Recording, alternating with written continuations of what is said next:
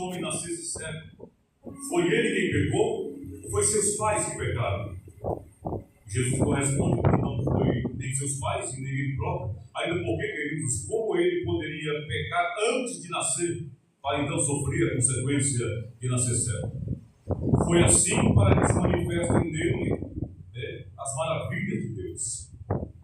E depois de dizer isso, então Jesus cuspiu no chão, com o dedo ele fez lodo com a saliva e o pó da terra, e então ele passou nos olhos do cego e mandou que ele fosse lavado no tanque de Siloé, quer dizer, o enviado.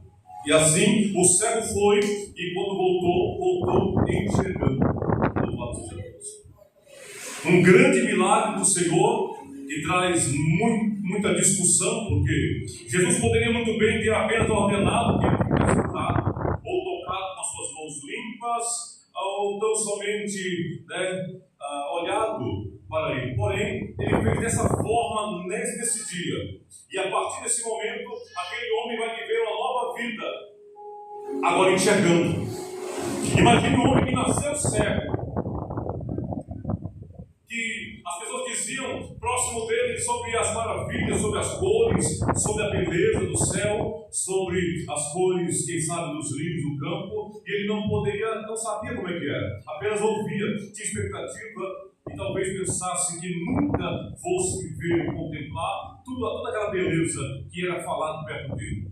Mas agora, ao encontrar com Jesus, ele é curado, e ele volta enxergando.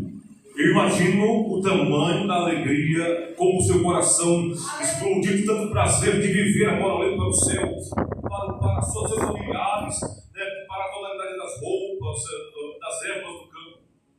Então ele mudou de vida.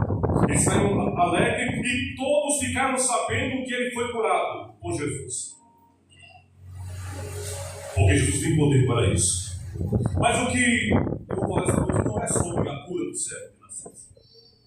Porque mais adiante nós vamos ver o seguinte: que aquele homem que foi curado por Jesus e que foi abençoado por Jesus, ele foi chamado para uma reunião entre os fariseus para prestar esclarecimento de como ele havia sido curado, pois ele era cego de nascença. E ele não soube explicar muito bem como foi curado. Apenas disse: olha, aquele homem, ele mandou que eu lavasse, e quando eu voltei, eu estava enxergando. E aqueles homens ficaram então sem querer receber a bênção de Deus, sem querer acreditar no que Deus havia feito. Irmãos queridos, quantas pessoas querem fechar os olhos para